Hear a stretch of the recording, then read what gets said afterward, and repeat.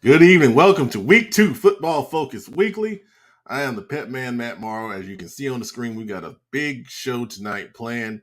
After we run the intro, we'll come back with Pepman's players, followed by Punt or Huddle Up, with some good topics tonight by the engine Kenneth McClamrock. We got the top 10 polls from Friday Night Fowler.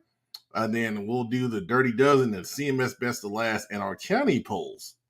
Yes, the county polls we did in the preseason. We'll update those based on week 1 action, led by myself. We'll do our game previews by the area, starting in the 336, Charlotte Metro, and then we'll hit the rest of the state with the big games this week.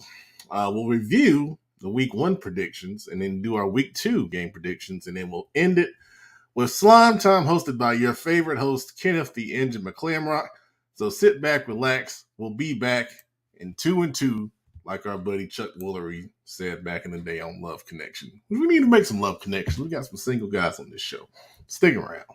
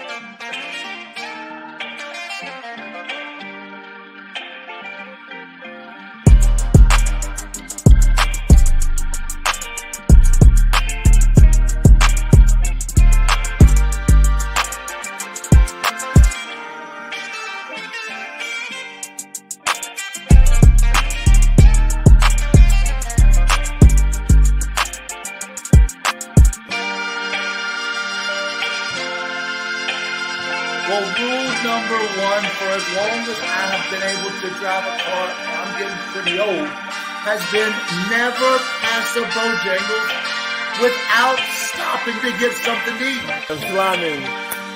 I'm slamming the adult league referee. God, oh. Well, dang, I mean, y'all just took my slime, because I was going to slime Coach Bivers. Because let me tell y'all about this cat. Well, I think I got to go with sliming who's ever running these stupid robo-dollars and group callers.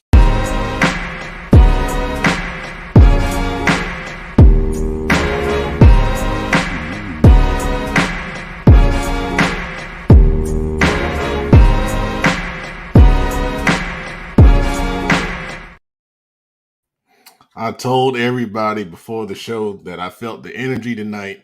It's week 2. Everybody came in to week 1 with big expectations, and half of the teams met those expectations and half of them didn't. But the great thing is it's a long season, and you got a chance to make up for it starting this week. So we're going to bring on the guys that are here. First of all, the only coach to be on a live show, Coach Dub, Robert Washington. How you doing, Coach? I'm great, Pep. How about yourself? I'm doing good, man. I'm doing good. I feel the energy. I think it was the hot dogs I had before the show. I think they were good. What was on them? You can't talk. I keep it just ketchup, man. Just ketchup. I gotta, I don't like the sauce to ruin the essence of the meat. That's my general feeling. You get too much sauce on the wing, it just messes it up. You gotta get that dog Carolina style. So. Well, I want to make it through the show, so I don't. True. Also with us, thank you for that hot dog breakdown, is Friday Night Fowler. What up, everybody? What it do? How were you doing on your predictions last week? 53-13, man. 53-13. 40 games over 500.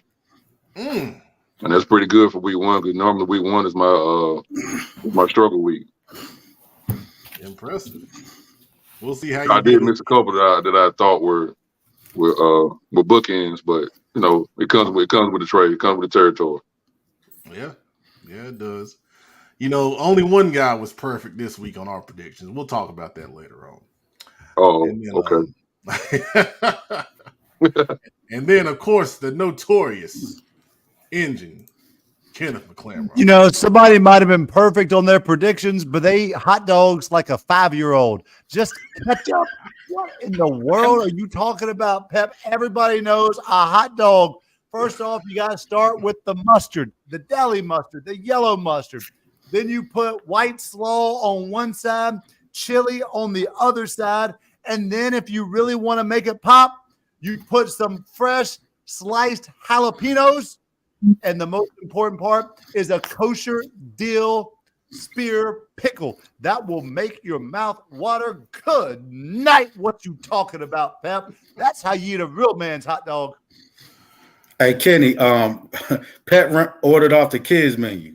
I mean, it was like the $1.99 with a small drink and some. Well, it's time to get the Pepman's players because they're running behind. So we'll pick up that discussion later on. We got 8 comments. So before we do Pepman's players, let's say hey to everybody. Kim is here. Good to see you, Kim. Appreciate it. Jason Bass, what's up, man? Good to see you. Jerron, yes, family. Yes, sir. Every week. Good to see you. Reggie Daniel, good to see you, man. Let's see. Karen Bell, Jamal picked my lottery numbers. Well, we'll ask him that. We'll ask him that after Pepman's plays to see what he has to say. Emerald, Miss Lawson, good to see you. Miss Blevins checking in. Good to see you too. Chat administrator, checking in from work. That's a dedication I'm talking about, man. That's what I'm talking about. That's why this show is family right here. No matter what's going on, you find the time to check in to Football Focus Weekly. Terrence Losh, another one. Good to see you, man. Hey, man, somebody's got to do it. Somebody's got to do it, man. He's a little busy right now, so somebody's got to fill in. It was an opportune time. And Big Eye Shelby here. Welcome. What's going on, guys? What's going on? Good to see you, man. Am I the only one here? No, I'm getting ready to start a segment. I just wanted to say hey to you. Oh, okay. All right. So let's get started. Pepman's Players brought to you by Still Nobody, man. This segment is very popular. We cut it up. We tag all the kids, and they share it all over the place. If you want to sponsor it, you'll get great exposure for your business. Reach out to myself or Kenneth for more information on that. So we were at Olympic and West Meck last week, and we had a lot of standout guys, most notably for Olympic, who won that game 42-0. Running back Devin Walker had over 200 yards rushing and 2 touchdowns in that victory. I called him the best running back in Charlotte, and he he lived up to the billing for sure in last week's game. Middle linebacker Jerron Tosi, 10 tackles, a sack, and a pass breakup. Big reason why Olympic had that shutout victory. On the other side for West Meck, they got off to a good start defensively. Linebacker / strong safety Mark Foster had 2 interceptions in the first half. Gave West Meck some pretty good field position, but they just couldn't capitalize on it. And Olympic eventually got that offense going and rolling pretty good. Down at the stadium in the Charlotte Kickoff Classic, we saw cornerback Nasir Ashanafi from Mallard Creek, number 21, as everyone kept hitting us up about. Of course, he had the 2 big pick sixes in the victory over Independence. A really talented young man, transferred from Washington, D.C., playing outside corner at 5'8". That's really hard to do. So that's, really impressive ball skills and a great job by that young man. Jahari McDonald from Myers Park, he's number 10. He had several big catches in that game against Charlotte Christian, which if you didn't see it, you missed a heck of a football game, man. It was back and forth, big plays all over the field in all 3 phases. And Charlotte Christian pulled it out 40-37. So, but Jahari McDonald, man, I've been seeing him since his JV days. Really talented young man. Defensive end Bryce Young, committed to Notre Dame. He showed why in that game against Myers Park. He had several sacks and tackles for loss. I mean, he was virtually unblockable in that victory. And he had a big sack at the end of that game to kind of seal it for Charlotte Christian. Quarterback, KD Smith, great athlete. But for West Charlotte, he put his arm out on display. 258 passing yards and 3 total touchdowns in the 28-19 victory over Palisades. Then also for West Charlotte, defensive end Elijah Littlejohn, he's got an offer from Michigan, and he showed why. He's got 8 tackles, 2 sacks, and a touchdown in that same victory. 6'2", I think about 230 pounds, really comes well off the edge. Really good player. You see why Michigan got in on that early interest. He's only a sophomore. Defensive lineman Eli Anders committed to Georgia Southern. 6 tackles, 5 tackles for loss, and a sack versus Burns. Huff wasn't able to pull it out, but watched his film. He's very impressive, man. Georgia Southern, I think, got a steal. 6'4", 230 pounds coming off the edge right there. Moving on, we talked about this kid on CFI After Dark, our Friday night post-game show. Running back Nalej Wright for J.M. Robinson. He had over 300 yards rushing and 7 touchdowns in another wild game. Big victory for J.M. Robinson over Hickory Ridge, 48-41. Another big game, another big performance. Wide receiver Jordan Shipp committed to North Carolina from Providence State. 13 catches, 234 yards, 3 touchdowns. An incredible performance in Bank of America Stadium. Great job for Jordan. Quarterback Grayson Harvey from Mountain Island, 11-15, passing for 381 yards and 3 touchdowns in their big victory over the Cabarrus Stallions. Very talented young man. Another very talented young man, Nitavius Husky from Crest, 326 passing, 103 rushing, 4 total touchdowns in Crest's big victory over Gaffney, 44-38. A lot of wild games in week 1, man, but those are 2 really talented teams, and, this young man, got on center stage and, really showed out, man. Another quarterback performance, Trenton Sherrill from East Gaston, 270 total yards, 4 total touchdowns in their victory over North Gaston last week. We saw Trenton, of course, in both of our camps over the summer. 6'4", talented left-hand quarterback, great accuracy, ball placement, strong arm, flying under the radar, man. College coach, you need a quarterback. He's your mind. Reach out to him. Running back Anthony Hawkins. We talked about this young man a lot last year from Hickory Grove. Starting off this season, really another big performance. 20 carries, 308 yards, 3 rushing touchdowns in their victory. They won big up in the Raleigh area. Hawkins rushed for, I think, over 1,400 yards last year and a ton of touchdowns. It's off to another great start. Another guy off to a great start, Brady Hibbert, quarterback from Forest Hills. Feel like he's been there a long time. He's a senior. Really talented. 5 touchdown passes and a rushing touchdown in a victory over Ashbrook. This was a big one, 55-12. Friday Night Fowler asked me before this, were there any surprises? And that margin of victory surprised me because I was expecting a closer game there. But Forest Hills, they're the real deal, man. Linebacker Harrison Johnson from Porter Ridge, really, really talented young man. 10 tackles, 4 tackles for loss, a touchdown and a safety in their victory over Rocky River. Doing a little bit of everything like he always does. Great job. Another guy down in the Fayetteville area we like talking about, running back Christian Relish from Southview, 6 rushing touchdowns in their victory and 262 total yards from scrimmage. Big win for those guys. You talk about speed, man. He's one of the fastest running backs in the state. Big time player down there in Fayetteville. Moving on, more players. Linebacker Billy Wilkes from Providence. Great defensive performance from Providence. 16 tackles and a sack versus RG Kell. They lost that one 13-10, but I'm sure Coach Ward is encouraged by his defense's performance against a pretty good opponent in the Knights. Athlete Reggie Daniel from Mountain Island. We talked about this young man a few times. 164 yards receiving, 3 touchdowns, and 5 tackles and an interception. I mean, that's a lot. That's a lot of work in one night. He's a super talented young man right there. Another super talented guy, running back Amarion Blue. I talked about this guy on Prep Red Zone before.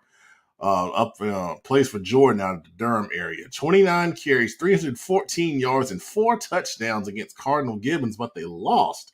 If you didn't see the highlights, Cardinal Gibbons was able to win that game on a kind of a one-on-one pass into the end zone. I think they won that game 35-31. But Amarion Blue is the real deal, man. He's got the offer from Boston College, and I mean, he should have more. He really should have more. He's an incredible player. Incredible player. Jonathan Montague, quarterback from Clayton, 141 yards passing and 2 touchdowns, but 25 carries, 260 yards and 5 touchdowns as a quarterback.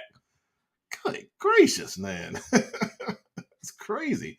I didn't have enough room on here, but quarterback Evan Metters out of Marvin Ridge had a similar performance against Reagan last week, where he rushed for over 200 yards on 20-plus carries, with, of course, the passing yardage. So these dual threat guys are really taking over, man. That's really impressive right there. Offensive lineman Kamari Lawson. If you didn't see this highlight from Palisades in West Charlotte, Palisades ran a quick screen, and he peeled out as offensive lineman to go block the corner, and he absolutely laid the corner out. And whenever an offensive lineman is making the highlight reels and the circulation, you gotta highlight them, man. That's they lost that game, but that was an impressive play. That was an impressive play for sure. D lineman Deshaun Clark from Porter Ridge had a punt, block, a sack, and several tackles for loss in his victory. I enjoyed watching his film for Porter Ridge. Linebacker Kyle Washington from Mountain Island, 14 tackles, 2 sacks, and 2 blocked punts. God almighty, all these guys are doing so many things on the field, man. It's incredible. Defensive back John Snipes from North Meck had 2 interceptions and 3 tackles against Lake Norman. Their defense played really well. They lost that game 7-6, but North Meck, I believe, forced 6 turnovers in total against Lake Norman, which is really, really awesome stuff. And then athlete Douglas Quarles from Corvian had 10 catches, 2 touchdowns, 10 tackles, 3 tackles for loss, and 4 sacks. It's incredible, man. Quarles is a 6'4" kid, really good size. His film was really impressive, and he's not going to be a secret for long at Corvian. So shout out to all these guys. Great job. Once again, this segment, if you're interested in sponsoring it, it gets a ton of exposure once we cut it up and tag all the kids and put them out there. So if you want to be a Pepman player, make sure you tag us in your highlights. Send us your stats in DM. Make sure you tag me and you tag CFI Showcases on Twitter. And that'll help, get you that exposure that you deserve. But great job to all these guys. And we look forward to more big performances in week 2. All right, so we're going to bring the crew back because we got another segment we're going to do led by your favorite host, definitely not. It's time to punt or huddle up.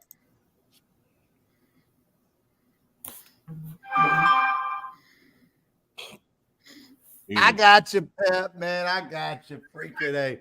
You know what time I'm going to punt on that one, obviously.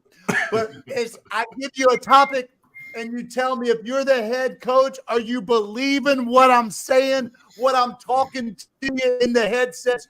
Or are you going to trust me and go for it? Or are you saying, nah, Engine, you ain't got no sense, man. That don't make any kind of sense. We punting that bad boy. So let's go ahead and start it.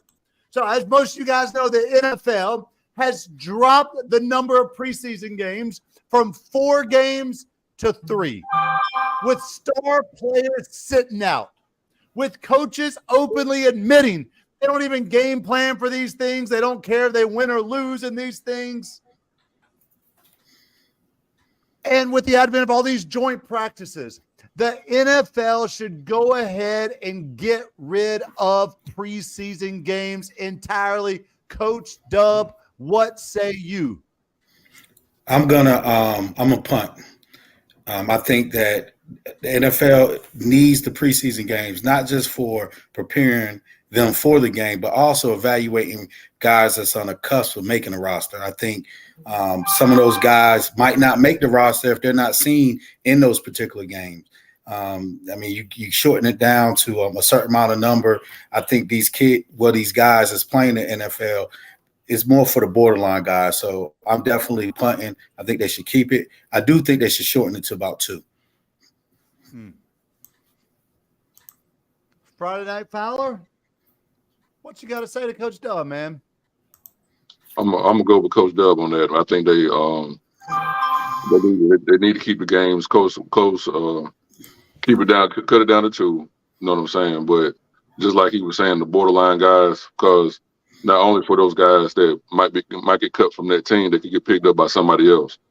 So you need those games to, like he said, evaluate, see what you got. But I'm go punt on that situation. I think they should keep him. Pepman, what do you think? Should we get rid of the preseason games? Man, I'm gonna huddle up, man. Yeah, because I'm gonna tell you why I huddle up on this, because I am tired of hearing Frank Reich go out here talking about the fact that, oh, it's not important. Oh, we're saving our stuff for week one. Isn't it important that you know the stuff you're gonna try to run in week one works? I mean, are we just gonna test it in week one and say, oh, wow, that doesn't work? Okay, well, now what are we gonna do? I mean, I watched the Commanders and the Ravens, and Eric Bieniemy was running his mid-season form stuff, and they was looking good. Sam Howell was looking good. I want to see Bryce Young look good, man. We got to get ready. We can't just turn a switch. This is not a veteran football team. Huddle up. Big ass Shelby. Who's right? Man, I think I'm a punt too, man. I think that we need the preseason game, but I would like, if we cut it down to 2, I would like for a lot more of the joint practices to be filmed. I think that's a way to keep viewers involved. You get to see your team in practice. Some people will never even get to go to a NFL's team's practice just to see it. But I think the preseason is very important for a lot of guys, position battle-wise, quarterback, QB1, QB2, or QB2, QB3. A lot of guys trying to make the rosters. So I think it's good for them that they have something to go off for, have some film, because like coaches say, like, it's a lot of guys that try to make teams that look good in practice, but then when the lights come on, they just forget everything. And that's a great evaluation to see those guys where nothing's scripted.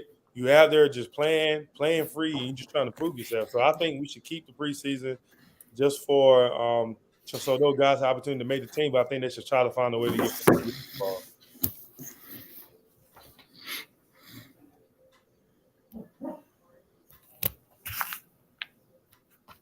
Can't hear you, man. Kenneth got that new mic. Don't know how to work it, man. Look at it. He's just going strong to me. We can't hear you.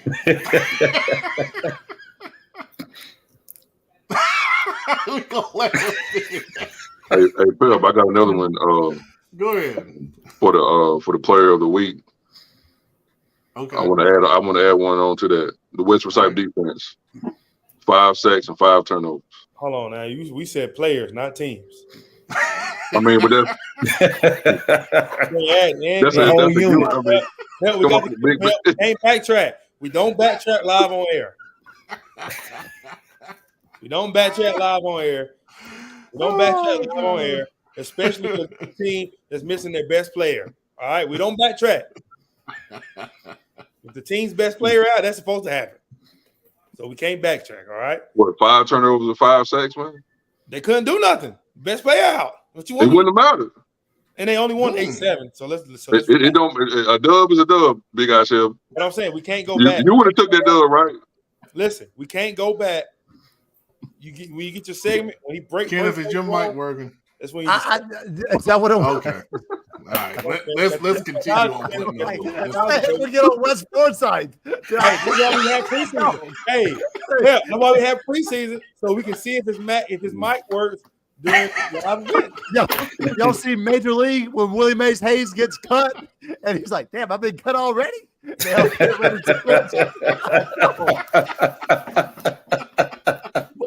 just go into the second question. Good night. So you guys know Biff freaking Poggi.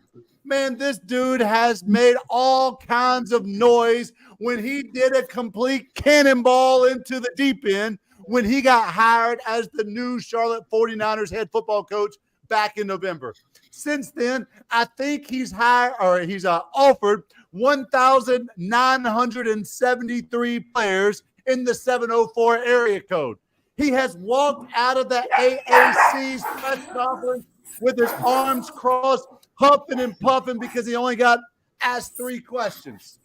He said out loud that his AAC championship or bust.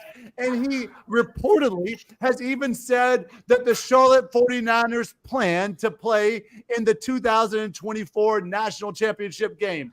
Biff Poggi is the greatest hire in college football this offseason.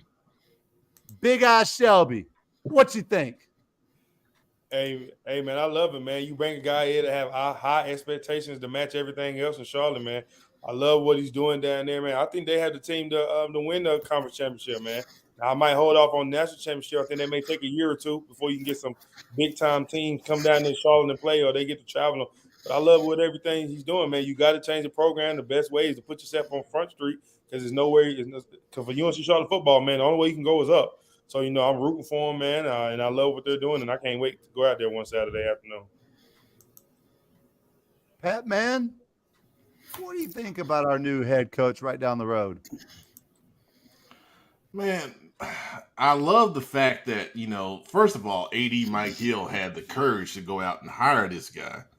I think it takes a personality to attract attention and players to a school like Charlotte right now in the place that they're in. And we love Will Healy. We had Will Healy on the show. Really great guy. But the greatest hire in the offseason, though, I got to punt on that. I mean, he's a first-time, head coach at the collegiate level. He did great things at St. Francis in Maryland, but not the greatest hire in this offseason cycle, though. But I like what he's doing. Friday Night Fowler, what you think about old Biff Buff Poggi out there in his cutoff T-shirts? I'm a punt on that one, man. I'm not too familiar with him. I really don't know what's going on with the UNC Charlotte football program.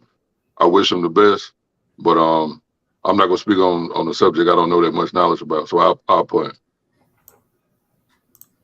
Hold on, guys. Hold on. Coach Dub, man. Can we get some clarification on punt and huddle? Now, last time you said you punted, you agreed with the topic. Now you punting because you disagree with the topic. I think we need to do some clarification. You punt, you don't agree with it. I'm in the head coach's ear, and I'm trying to get you to go for it. And you, as the head coach, have to make the decision. Is what I'm saying right, or is it wrong? I know what you're saying, but last time Friday night agreed and said we should cut the preseason and run it. So if you agree, you got to huddle up and run the play. That is correct. Friday Night Fowler may be the guru of games predicted in North Carolina, but he got a great record, man. Pulling up or putting, he's still learning. It's gonna take me some time. It's new. It's new for all of us, man. Don't worry. I don't even put my microphone on half the time. So there you go. Coach Dub, I think you've got to meet Coach Pudgy. Yeah. Greatest hire in college football this offseason? I'm going to actually call a timeout for a minute because he's putting a lot of mayonnaise on that sandwich over there at UNC Charlotte. Hold on. It's two options. Punt or huddle up. Calling a timeout is not an option. No, well, I was gonna say it after. I just said I'm gonna call a timeout. All right. See, yeah. So I'm not sure right now. He's coming in with a lot of steam. I like the confidence. I love the go home, go big or go home approach. That spot, UNC Charlotte. When UNC Charlotte good, everything's good in the city. So we've never had that really. We've never really had a consistent winning program from UNC Charlotte, but I know us high school coaches, we get excited about when UNC Charlotte's good because it's a close school and they typically recruit the area well. So he did offer a lot of kids. I'm still waiting for a call back for Reggie Daniels, Biff. So for now, I'm gonna go ahead and I'm gonna punt. See, I got back around to it, Pep. Appreciate it. I'm gonna punt on that one as well. I think Coach Poggi has to prove himself, and you can talk a whole lot going into the season, but the next several months will go a long ways to determine how good of a hire he is. Last one, we always come local on this last one. North Carolina went 2-1 in noteworthy games last week against South Carolina teams. Of course, Crest had a huge win over Gaffney. North Carolina high school football has finally arrived and is now as good as South Carolina. Big Eye, Shelby, what you think? First and foremost, man, I want to say shout out to those guys over at Crest, man. Great win, great major statement win for everybody. But me personally, man, I'm going to huddle up on this one, man. I always think that the talent in North Carolina is equally matched as anywhere. I think where North Carolina lacks is the facilities and the exposure that the South Carolina schools have, or maybe Georgia or Florida, other state. I think talent for talent, man, 1A to 4A, man, I feel like we can compete with anybody. Private school, the 1A, 2A, 3A, 4A, 4A. I think we can compete in North Carolina year in and year out, man. I'm happy that we have these matchups so people to see. I was willing to bet a lot of fans would like having these matchups with teams they had in the past in North Carolina, or maybe teams they had in the past in South Carolina, to get the matchup North Carolina versus South Carolina. But yeah, man, I'm huddling up on this, man. I truly believe North Carolina football is a very special place. I think it's equally matched as anybody any given year, any given week. I just think we're way behind when it comes to facilities.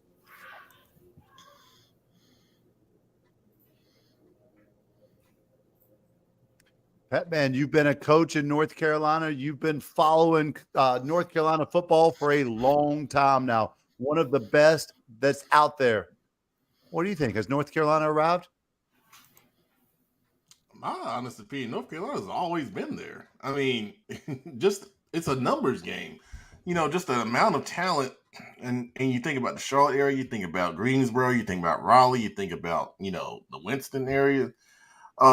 I just think the talent has been there. You just think about over the years, all the talented players that have left the state in college recruiting to go other places. And it's always been there. I think, what Big Eye Shelby said about the facilities is true. And then the other problem is the investment in coaches. South Carolina does a great job in paying their coaches and upgrading their facilities and keeping them at a high level. And if we did something similar in North Carolina, we wouldn't have as much turnover. And I think we would have even more talent coming into this state, especially in the metro areas. So, yeah, I'm huddling up. Absolutely. Also, Kenneth, we used to do that, North Carolina versus South Carolina, the border showcase, where it used to be the Cleveland County schools, Crest and Shelby, and sometimes Burns. I believe that we'll go play Burns, South Carolina, or Spartanburg, Gaffney. They did it year in, year out. Now, I'm not really sure why it stopped, but that was always a thing back in the day. Friday night, Guru, what you think, man? Hey, we got to stop using Guru. Someone else has that title. We don't use Guru on this show. Wow. I'm a hold up. I always believe we've been there. But just like Big Eye Shelby said, first of all, the big thing is exposure. And I believe if we got exposed like some of these other states, people would see the talent that we have on display here in North Carolina. But I've always believed we were there with South Carolina. So it's just the opportunity of being shown. So I believe we're there, been there. So I'm a huddle up. Coach Dub, obviously you're a head football coach in this state. What do you think? I'm a huddle up. I think that we've always been there. It's just a major thing that's transitioned within the last 10 years. You got your 6'1", 6'2", 6'3", 6'4" power forwards are deciding to put their hand in the dirt and play a little football. Forever we've been known as a basketball state, but now I think them basketball players are starting to play football, and you starting to see that talent being full display. So definitely I'm a huddle on this one. We got just as much talent as South Carolina. Yeah, I'm huddling up, man. We're going for this. I mean, Coach Dub, it's only been a few years. Pepman, it's only been a few years since North Carolina football teams were only allowed to practice with 21 players all offseason, all spring. Then they allowed us to have spring practice without contact. And now here recently they've added a little bit of thud action in there. All the while South Carolina's been able to go live practicing for years and years and years and years. North Carolina's always had the talent. We've always been right there with them. We were just a little bit behind because, like Big Eye Shelby said, our facilities are less than usually. Our coaches' pay is less than usually. And then we were just a little bit behind because we didn't have all those spring practices. We didn't have a spring live game where teams were coming in and making $1,000 off the gate to get more nicer things and new facilities and uniforms and bags and all that kind of stuff. So I'm huddling up on that, man. North Carolina, we've been here. It's never been a question. And now we're starting to showcase it. You want to go to producer and get his opinion? Yeah, let me. Sorry, producer Brown, he came in late. I didn't know we were going to do it. Brandon, the comment was North Carolina was 2-1 versus South Carolina in noteworthy games last week. And the comment is North Carolina football has caught up to South Carolina, and there's no question it's as good as football is in South Carolina. I'm going to huddle up too, and I'm going to say that the talent is here. The coaches are here as far as coaching talent. The main difference, like you alluded to, has always been the state's willingness to invest in the programs from a facility standpoint, coaches pay. So you could argue that a lot of the lopsidedness was talent defecting down there going to South Carolina. You know, if they can double their pay in some instances and go down there and coach, of course, you know, who's not going to, take that opportunity if it comes up. So I think the talent has always been here. The coaching talent has always been here, but the difference has always been, the coaching. So I'm going to think North Carolina's right there. We just got to see if we can, get on an equal playing field from a financial standpoint. That's really that's always been the difference. But as far as the talent, yes, it's here. I'm huddling. I think a lot of it too, man. I think you want to dig deeper. It's with like how the school zones are made, right? If you look at it, right, take Gaffney for instance. That's basically saying if you combine the kids at Indy and combine the kids at Butler, because everybody in Gaffney goes to Gaffney. You know what I'm saying? That's like saying if you combine Mallet Creek in the Chambers, them type of teams you're going against as far as talent wise and size wise of school. Because think about it. Like, if you look at the South Carolina schools that's dominant, it's like one school in that city. So they pulling from 10,000 or maybe 20,000 kids come to one school. All these different middle schools, like 5 to 6, 7 middle schools going to one place. The coaches already know their kids. They coming. So North Carolina, I think even if you want to dive deeper into it, it's how the lines are drawn. That's why they're able to have 5A. That's why Cody's able to have 6A. There's one school. Imagine if it was one school in Charlotte. Be a lot of cuts had to be made. Think about it. You have one. Think about like now some areas in South Carolina. I think maybe like Rock Hill may have 3 schools, but like a lot of those places, like Gaffney has 1 for sure. Like you got like Dorman. Dorman's in the space by itself. You got Spartanburg in the space by itself. Like all those schools, like Burns. I don't think there's another high school in Burns, South Carolina. Right? So think about a lot of those schools in South Carolina, kind of about like Georgia, in certain areas. It's like one school in the county, and everybody in the county goes to that one school. So that's another thing you got to think about. Very good stuff, guys. Great feedback. And comments, we'll address those toward the end of the show with some good feedback on comments there. I do want to thank Jason Bass for pointing out that we'll go over the rules of putting the huddle up in our post-show meeting. I got it now, man. I got it. You good Friday night. On the job training, man. That's all. Speaking of Friday night, it's time. He's got his top 10. Controversial. As the engine said on Twitter, who's getting disrespected tonight? Let's see. Friday night, it's your time, sir. Well, Grams did what they were supposed to do week 1. It was more than what I thought it was going to be, but they went out there and handled business. Weddington was probably the most impressed by everybody week 1. And granted, now some people might say Cox Mill wasn't all that, but Wellington scoring 47 points in one half. That's really impressive. Yeah. Millbrook, Mason Fortune doing what they do. Mallard Creek, hey, the defense. They say defense wins championships, and 2 pick sixes sealed the deal against Indy. So Hillside went out there and handled business. Cleveland did what they were supposed to. Now Chambers had a bye week. They played their first game this Friday against Benedictine from Georgia. Eastside came out there, who was on the outside of my top 10, handled business their first game.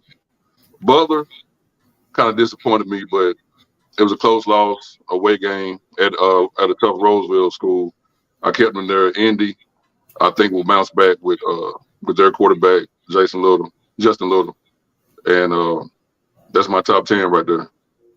All right, what do y'all think?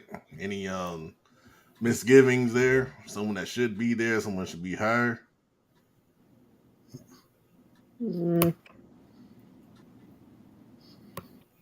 Silence is a good thing Friday night. I've learned that.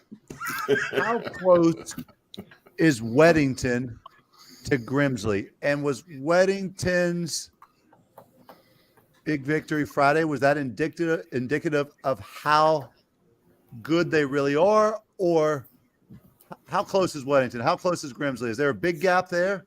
No, because I went to the playoff game last year when they played. And to be honest with you, if it weren't for a couple calls, Weddington could have easily came out there with that dub. So it's not a big gap, to be honest with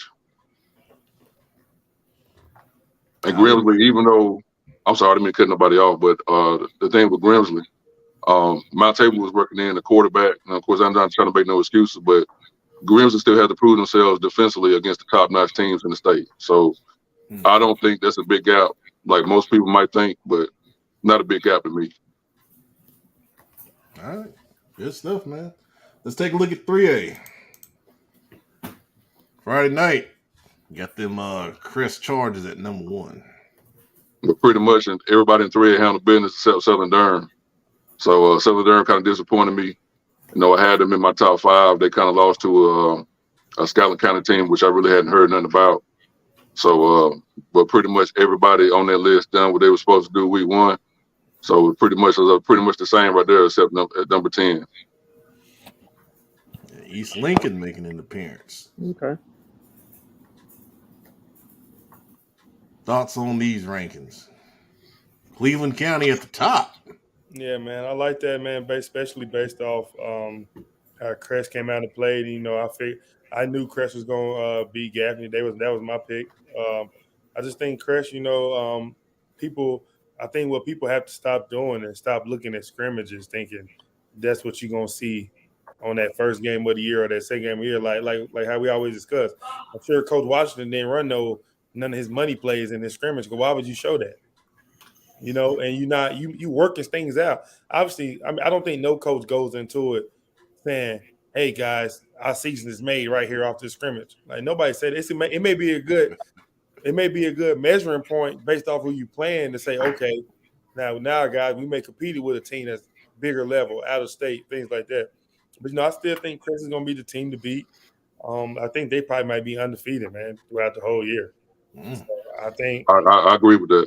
Like I said, I got Chris winning 3A. I'm going to tell y'all that right now. So, and then the funny thing about Chris, man, that just, you know, like I say, man, people gravitate to what's good, and I'm just gonna leave it at that, man. People gravitate to what's hot and what's good. So, you know, shout out to all those coaches at Crest, man. They've been staying out the way and just, you know, handling business, man. Yeah, I heard some news today, and that's all I'm gonna say. Hey, fellas, one box at a time. No box left behind. My bad. That's all I'm saying. What? No box left behind.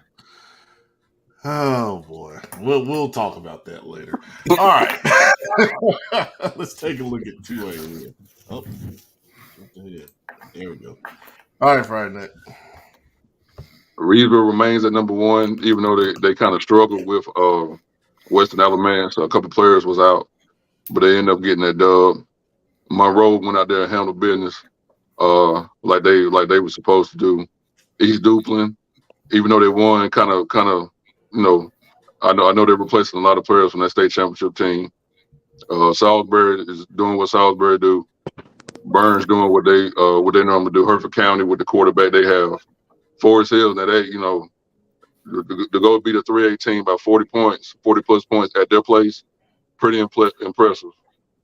Clinton just does what Clinton does. And Wallace Rose Hill, they fell down, even though they played a good game against Havelock, lost by 1. Northeastern is still in the top 10, but they gave up 46 points. I'm kind of worried about their defense. Even though they won 47-46, if you contend for a state championship, you can't give up 46 points, especially not in week 1. All right. I think Burns, even though they've been playing really well out the gate, playing Crest this week, it's their first real test. We're going to talk about that game later on, but I'm really interested to see how well they compete in that game. And then Monroe's going to West Charlotte this week, another game we'll discuss a little bit later. That's going to be a big test for them because they played Central Davidson week 1, so a big step up in competition there. And then I like your comment about Forest Hills, man. They're loaded. I like seeing them in here as well.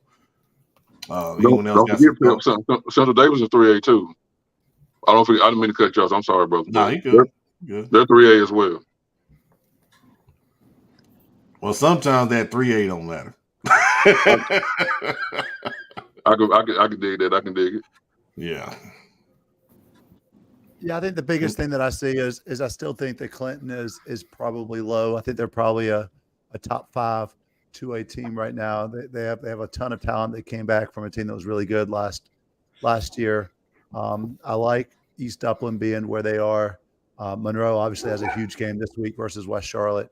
That will say a whole lot about them. But Friday night, man, I think that's 3 pretty good lists so far.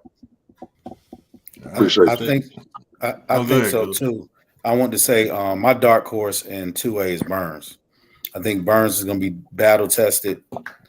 I think don't sleep on Burns. If they stay healthy, they might upset somebody. And then also Forest Hills, I think, because people don't realize Ashbrook is a good team, and I was surprised by that score. But Forest Hills, they're going to have something to say too. But Burns is my early pick as a dark horse in 2A. Don't forget, Coach Dub, Clinton is 100% of the time the dark horse. Always. That's why the engine's here, bring you the knowledge that you didn't know you needed to know. All right. 1A, Friday night. Well, we all know the top 2 teams, and to me, despite my buddy on the podcast here, to me, it's a 2-team race in 1A. Murphy did what they were supposed to do. Robbinsville beat down East Surrey team, which is from up here in my area. I haven't seen East Surrey get beat down like that in a while. Starmount got 3 transfers from Reagan. That's playing on their offense. They had over 500 yards offense this past week against a 3A Trinity team. Andrew does what it's supposed to. Norfolk Wayne is my sleeper in 1A. Mitchell doing what they're supposed to do. Swain County and Hayesville pop. But that's my top 10 for 1A. I was disappointed not to see Mountain Island. That's what I'm gonna say, man. Don't be surprised if you grind when you come to the island, man. They'll get in there. They won by 40 and they fell out the poll, man. That's what I'm saying. Everybody was the only team that won that fell out the poll. That don't make sense, man. That's tough, man. How you win? You got that, Pep. To win by 40. They're right on the outside. They got Shell. They're right there. They'll be in there. Watch how you boo them for winning? You got to score 41. That's all. How you boo them for winning? You say scoring 40 points is impressive in week 1, and they get booted. See, Pep keep muting my mic. So, Jamal, I appreciate it. You know what? This is not more than motivation. Put it in the locker room. Put it in the locker room. I'm screenshotting, shooting this, and I'm sending it to my players.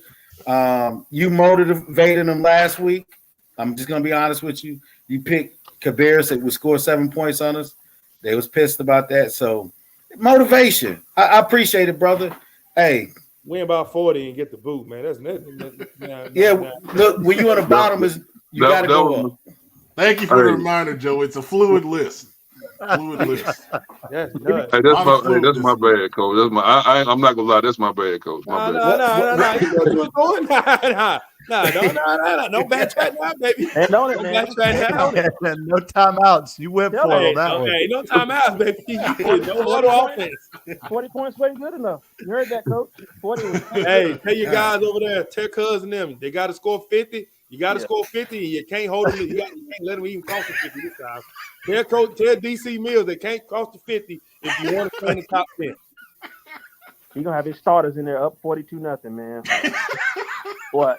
Starters still going to be in. It's worse than the old BCS, man. Yeah, I'm telling you. They went from top 10, win by 40, so you ain't even on the bubble. That's Hey, Pep, put Derek Howell comment up there. Check out what he said. Who did y'all play, Cuz? Who did y'all play, Coach Washington? You see that? Kabir Stallions. Kabir's. We played Kabir Stallions. Kabir, what are they? 1A or 2A? Man, they homeschool. Homeschool. Come on now, man. You can't. They should have stayed inside that night. Come on. But see, I'm gonna tell you. Okay, well, we're gonna move on. Come on now, Fowler. Come on, Fowler. They 1-0, man. Hey, that's right, man. Look, I admit I was wrong, man. Look, come on, man. I admit I was wrong. You ain't wrong. You know what I'm saying? That's how you started off. I bad my buddy on the show. That just Hey, he was setting me up there. Yeah. Preheat the oven. Fowler, preheat the oven. Talking about my bad. You got these comments. Oh my God. He gonna say my bad. Then say, listen. Oh my gosh. Hey Joe, we just joking. Honestly, we just joking. Now I'm calling the DC so you get off here. I'm gonna say, hey man, you ain't in top 10 no more. All right, let's go to Dirty Dozen. Friday night, just take a recovery, man. It's all good, baby. I love it, man. I love it, man. That's why I'm here. It's all good. So the Dirty Dozen this week sponsored by the Queen City Senior Bowl. Providence Day still remains at the top. I kept Northwestern at number 2 because I felt like they played well. Only a 7-point loss, 42-35. Weddington at 3. Valley Creek 4, Huff 5. South Point out of South Carolina 6. Chambers 7. Crest 8. Butler 9. Kings Mountain 10. Charlotte Christian 11. Independence 12. Chambers not having played a game yet. I feel like they still deserve to be in there. Mallard Creek, top CMS school. Huff, they lost to a really good Burns team. South Point defeating a very good Spartanburg team. And Crest defeating a very good Gaffney team. Kind of the thought process there. Butler at 9. There was a lot of weird things in that game at Rollsville. The clock wasn't working, or it broke, or something crazy happened. And, there were a lot of different things going on there. And I felt like overcoming all the things that happened and only lose by 2 on the road, I feel like they're still going to be a pretty good team. And, Charlotte Christian winning in an impressive fashion, kind of back and forth game against Myers Park. But in Independence, I think it's still going to be very good, despite the loss against Mallard Creek. And I considered Charlotte Catholic as well. I felt like they looked really good against South Macon watching some of their film also. Any thoughts on the dozen? I would make one slight change, and only because they haven't played yet. I would swap Crest and Chambers, only because Chambers just hadn't taken the field, and Crest got a big win against a really good team. So that would be my only. I would put Crest at 7. Yeah, I mean, I would take a look at. I think just based off the list, I think you're making the gap between Weatherton and Creek is significant between like Providence Day. I think that even if you lose, you lose. But Weddington was just as impressive as Providence Day was, even though the opponents was a little different. Also I think I bumped Crest up too, man, with a very impressive win over one of the top teams in 5A or 4A, 5A of South Carolina. So I think this list can get bumped up a little bit. I think it's hard for me to put a team that's 0-1 in the top 3 unless they just played the best team in America. Providence Day is pretty good now. I know, but I want to go far as them being like playing Buford or something like that, like Northwest. No, that is true. But but I think your list is pretty fair. I think these are the 12. I think you could probably just adjust a couple people, but other than that, no, I probably can. You probably can bump up Weddington and Mallard Creek over Northwestern, and probably bump Crest up. Yeah, I agree with you. I think these are probably the top 12 teams right now, but I can understand moving the order around a little bit. We got some comments here. Let's see. Joe Hughes saying the Weddington or Mallard Creek should be over Northwestern. Okay, kind of in the same lines that you said there, Big Eye. Let's see here. They're saying the PD Northwestern game wasn't close as the score entails. This PD definitely called off the dogs. I don't know about that, but let's see here. Oh, Kareem with the controversial comment saying Indy doesn't need to be in the top 12. Well, why is that, Kareem? Who would you put in there? And this is what I love to say. Who would you put in if you want to take Independence out? Joe, thank you. Yeah, it's still fluid. And Pat, people sleep on Mallard Creek. I want to say this real quick because people don't understand. They just look at teams as, I guess, schools or whatever. Like, okay, they got the talent, they're supposed to win. But Coach Tinsley's done a great job. He was coaching a lot of the former players and former culture where he had a lot of people around that culture there that didn't really buy into what he was saying. Now he's graduated a lot of that, and now he has his team. He has the guys that he's brought up and that believes in his culture. It's hard to coach a team. And I always said this with the former coach leaving. I said that was a tough job to go in right after that guy because people swore by him, right?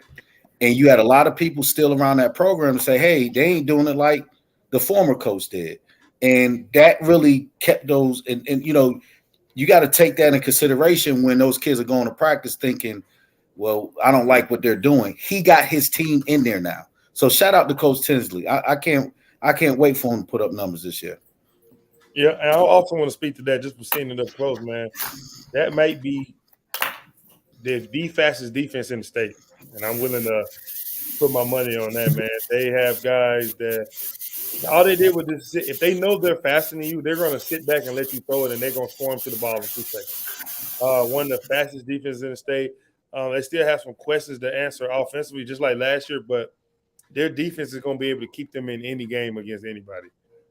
So people look at it like, oh, okay, this week, even with the game against Buford this weekend, I think it still may go like it went last year because I don't think their offense is where it's at right now.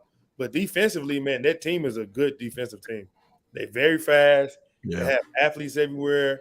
Up front, they're not necessarily as big as a typical Creek team, but as far as secondary and skill players, they're just as fast as any other year, if not faster. Totally agree. They're playing the guys that won the state. They won the 4x1 in the state.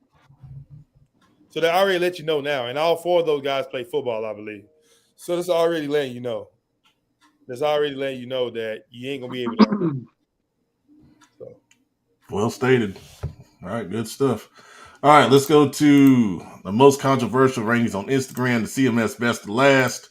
So Mallard Creek with that performance, I put them at 1, Huff 2, Butler 3, Chambers 4, Independence 5. Pretty much the same as what we saw out of the Dirty Dozen with CMS schools. Followed by West Charlotte, Olympic, RG Kell, Myers Park moving up to 9. I thought they played really well against Christian. North Meck at 10, Providence 11, Palisades 12, West Meck dropping to 13, Hopewell 14. South Meck 15, Barry a big mover moving up, I believe, 3 spots to 16. East Meck 17, Rocky River 18, Harding 19, and Garringer 20. All right, any quick thoughts on the best to last? I'll get plenty of comments on Instagram, so. All right. Let's go to our county rankings, and this is something new that we're doing this year. With the county rankings, we're doing them all season long. So Cabarrus County, I feel like J.M. Robinson did really well in beating Hickory Ridge and moved up to 1. Northwest Cabarrus 2, A.L. Brown 3, Hickory Ridge 4, Concord at 5, and then on down the line. Kenneth McClamrock, the king of Cabarrus County. What's your thoughts? Well, you got a couple of big matchups this week. We got Northwest Cabarrus at A.L. Brown. We've got Concord and Mount Pleasant going against it. So a lot of this is going to really start to take shape this week as Mount Pleasant continues to go that SBC schedule. J.M. Robinson obviously are the darlings right now. We've talked about how good they are defensively, although Hickory Ridge put up a ton of points versus that Bonnet defense. But they have skill players everywhere. Knowledge, Isaac Lee at quarterback on offense. That team should be very, very, very good, even moving up to the 3A ranks. Northwest Cabarrus, they've got a 4-year starter in Alex Walker. Their defense, Pep, was stout on Friday night. I saw them go against West Cabarrus. They're sending pressure from everywhere. 6 guys, most plays, 7 guys, some plays. It is a lot for a young offensive line, and by young, I mean early in the season, to pick that up. So it'll be interesting to see as teams get tape on that, how they deal with that pressure, how Kannapolis, that has a very good offensive line, deals with that pressure this week. Hickory Ridge, they got beat. I'm sure that Coach Wilson and company had them back up Monday at practice. I'm sure they had an incredible practice. I think Concord and Mount Pleasant is going to be a huge game. I think those are 2 teams. Concord is an up and rising team. Concord starting to get some of their mojo back and some of that juice that they've had for a long, long, long time. And then, of course, you guys know about my feelings on Cannon School and what that offense looks like. Cox Mill took one on the chin, but I think Coach Holmes is the dude to lead that team. Central Cabarrus, of course, I've got so much love for them. I hope that they're able to figure it out. They've got Piedmont this week, who Concord beat in week 1. Christ the King. It's so tough for me to say because I think it's anyhow. And West Cabarrus, man, they have a bright future. I think right now they rotated 2 quarterbacks every other series. Atreyu Cooper, who has been their quarterback the last couple of years, and of course the freshman Jared Street, who had, Pep, he had one on a rollout. When I tell you, it was one of the prettiest balls that you will see all summer. He was flushed out of the pocket because Northwestern a lot of pressure, and on the run, off platform, he throws a beautiful ball on a corner route down the sideline. He is going to be a stud.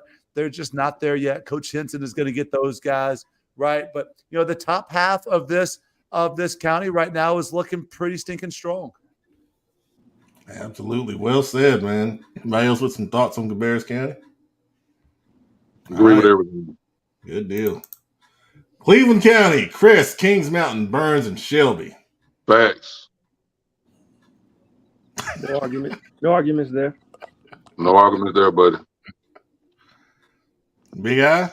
Yeah, I think that's pretty fair based off week 1, man. Like you say, you got a big matchup this week with Burns and Crest. Then week 3, you got Shelby Crest. So, this list can change in a matter of 2 weeks. So, it's all everything will play itself out. But based off week 1, I think this is pretty fair.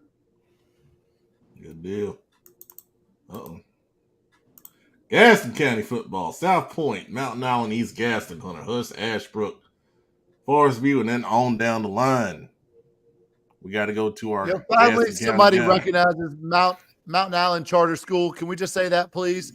There you go, Pep. The creator of this one, good job for recognizing they do play football. Man. At least you made the cut, man. Man, it took us 80 to 8:35 to get some respect on the show. I appreciate you, Pep. So overall, you think that list is pretty good there? Absolutely. Yeah. Looks great. Perfect. Yeah, I think it's pretty good too. I don't think I'll move. I think North Gaston is better than Bedford City, and I think possibly Cherville might be better than Bedford City too.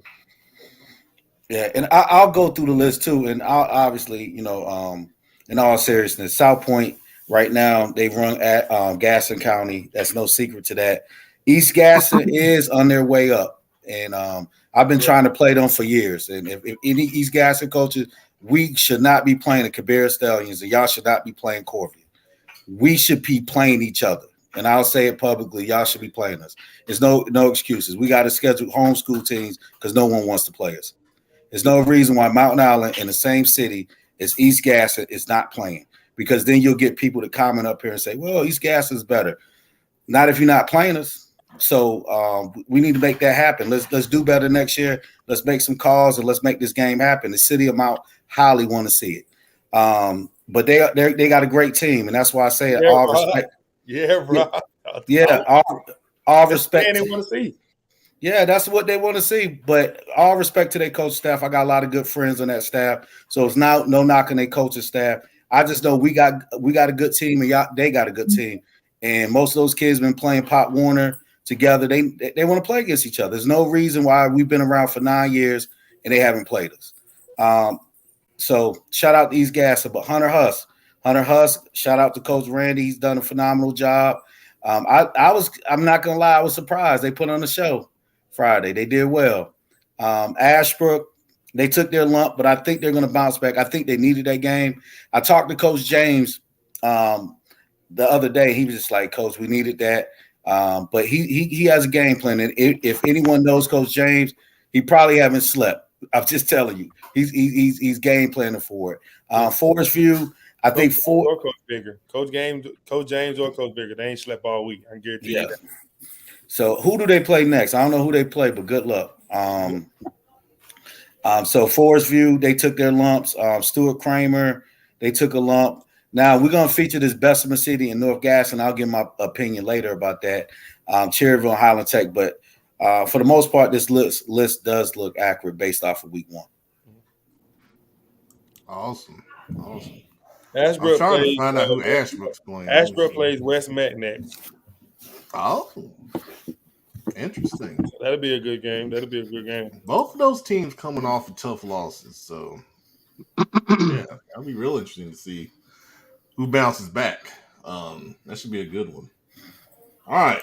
Union County, we got Weddington, Monroe, Porter Ridge, Forest Hills, Marvin Ridge, Sun Valley, Cuthbertson, and then on the way down, I think the top 7 or 8 teams won in week 1. So you talking about some good football. Union County, really good football, man. Pep, thoughts? I've said this for as long as we've had this show. Union County football is some of the best football you'll see for a long, long ways. From top to bottom, that county is so strong. Weddington, Monroe, the state championships that they have between them. Porter Ridge, shutout this week. Forest Hills, we've talked about them a lot recently. Marvin Ridge, Sun Valley. Pep, man, this county is really good football. You've got to be stinking good to come out of this county. Man, props to all those coaches. Absolutely, man. Really, really good stuff here. Anybody else with thoughts on Union County football? Pretty good list, yeah. Yeah, it's good stuff. Nice list. All right. Iredell County. Chat administrator. I saw yours earlier. Mooresville, Lake Norman, South Iredell, Statesville, West Iredell, North Iredell, and Pine Lake. So chat administrator says Mooresville, Lake Norman, South Iredell, Pine Lake at 4, West Iredell, Statesville. Ooh, Statesville at 6. Wow. And North Iredell at 7. All right. Pine Lake has not played yet. I think their season opener is this week. Thoughts on Iredell County football? Agree. With me or chat administrator? Oh, the administrator. Oh, chat administrator. Okay. All right. Anybody else? I think Pine Lake could be higher. I think they're definitely above North Iredell. Well, I'm just trusting what Coach Trotter said a couple weeks ago, but could be sandbagging. Could be sandbagging. You know what? If it was up to him, he wouldn't even put himself on the list.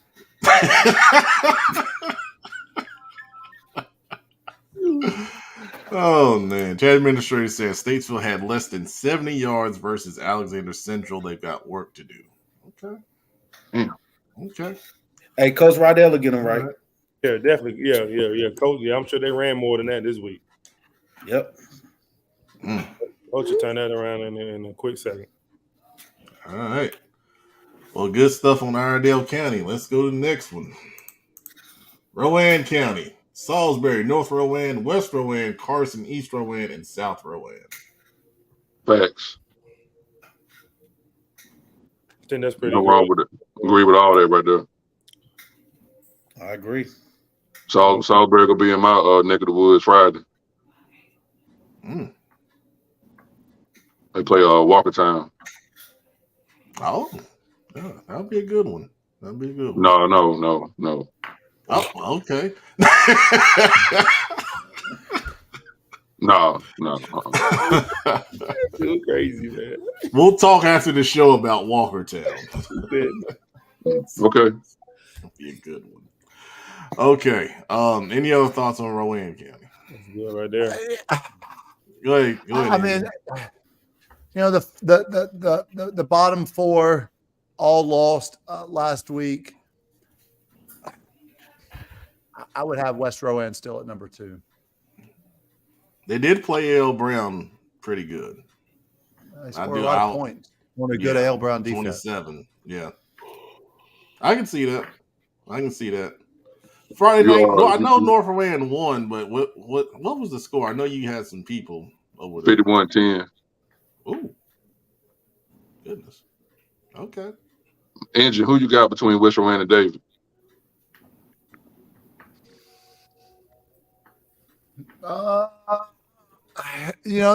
Based off of what they have coming back that I know of, probably West Rowan. I think that'll be a good game. That'll be a good game. Yeah. Because Davey played Mooresville pretty good. Mm-hmm. Yep. 7 points like I predicted.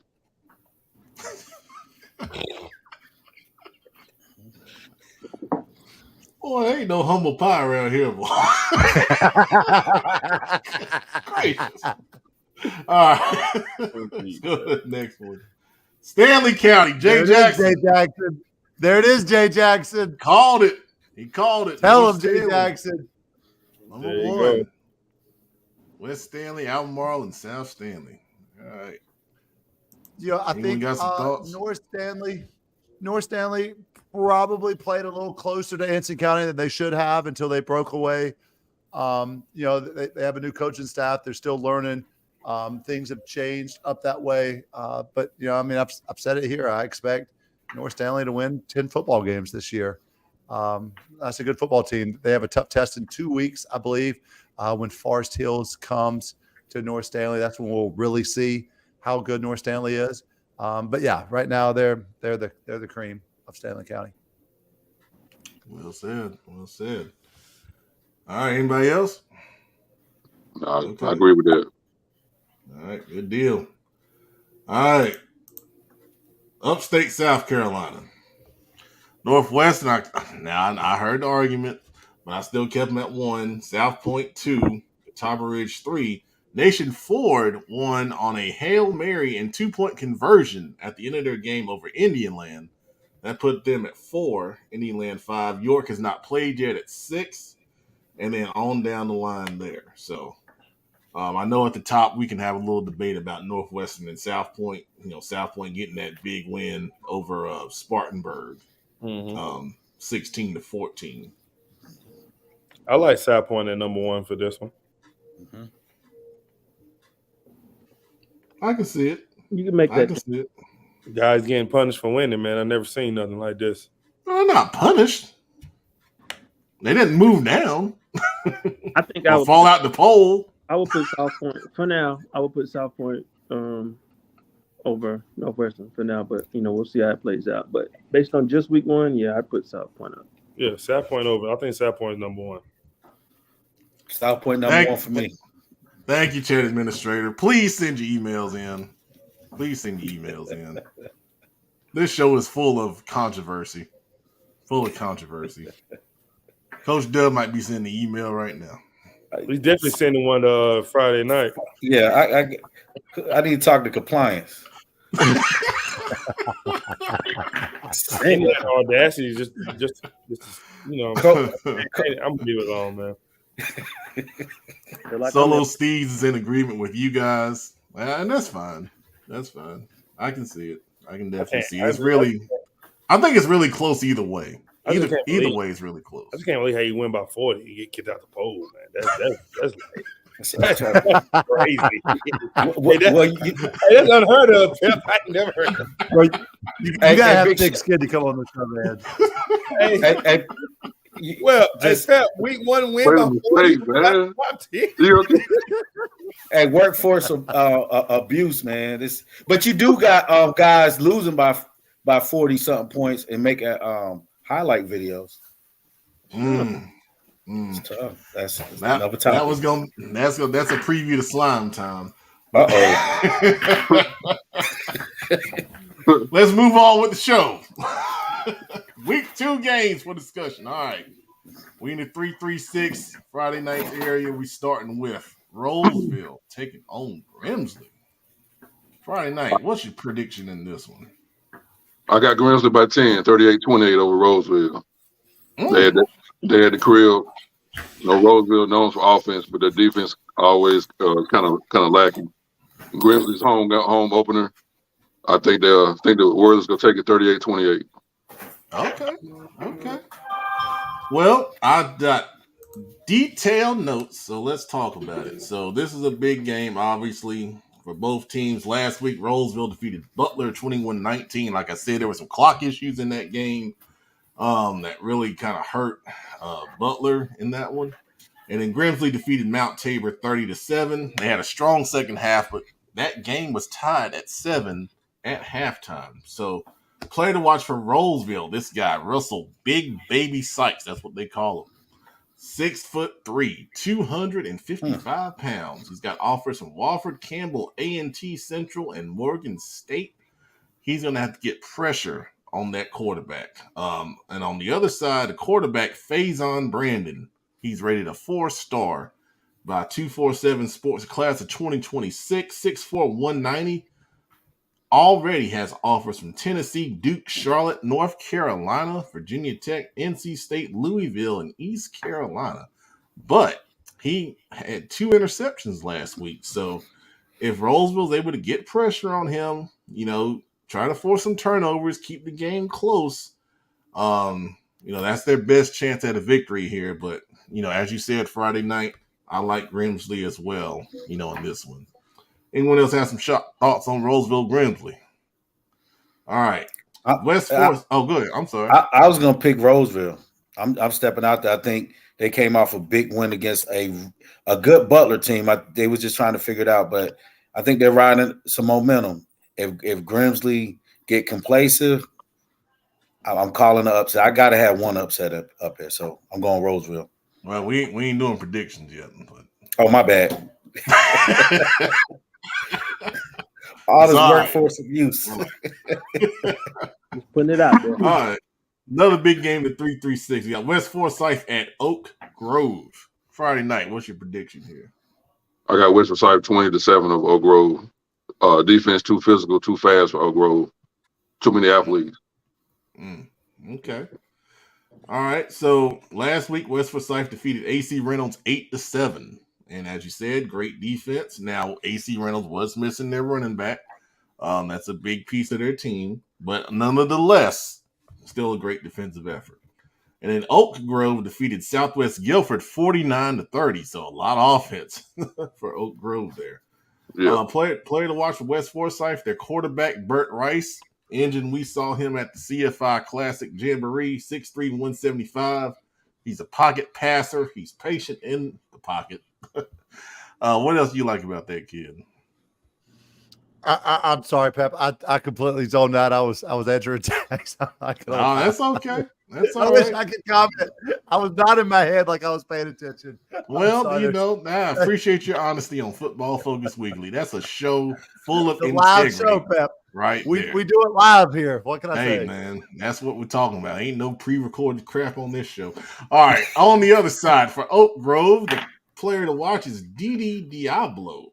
6'5", 230. He's a former CFI camp participant. Oh, the West Forsyth quarterback. Sorry, Pep. God, no, man. Sorry. I'm sorry. West Forsyth quarterback stands tall in the pocket. He's got a super quick release. He does a great job going through the defenses. finding the open man multiple times in the jamboree. He had a second and third receiver. Always knows where his safety valve is. Very good quarterback. Sorry. Jeez, Louise. So the player to watch for Elk Grove is defensive lineman Didi Diablo, 6'5", 230. He came to a CFI camp before. I thought he was impressive, had a really good future ahead of him. And he does. He's committed to James Madison. He had multiple Division I offers to choose from. And I'm excited to see him go against Desmond Jackson, the left tackle for West Forsyth, who's committed to North Carolina. So that matchup will be worth the price of admission right there. Man, At Oak Grove. you can't take anybody named Diablo lightly at all. Not at all.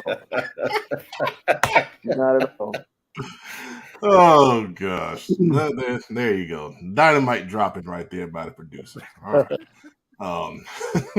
Our last 3-3-6 game is Reagan at Mooresville. All right, Friday night. What's your prediction here? I got Mooresville over Reagan. Reagan's defense kind of disappointed me last week against Marvin Ridge.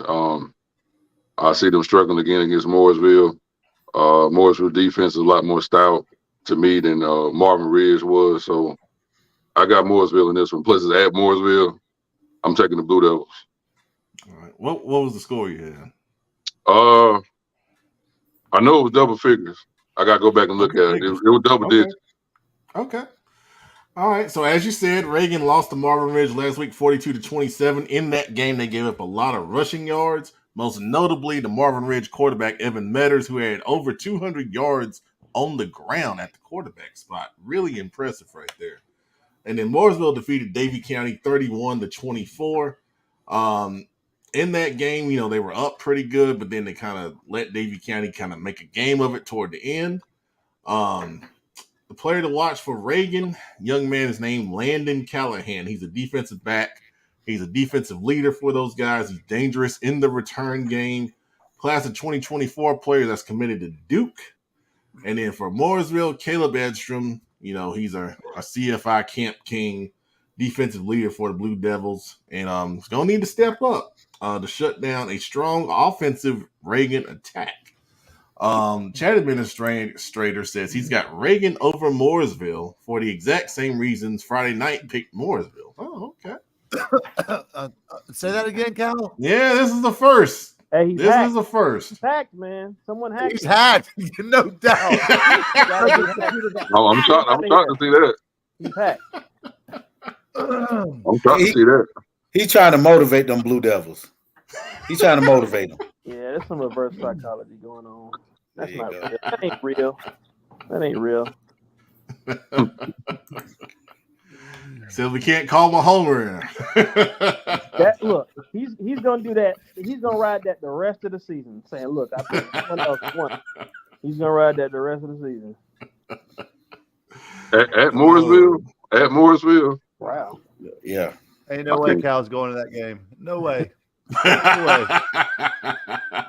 Jerk was gonna be a huff.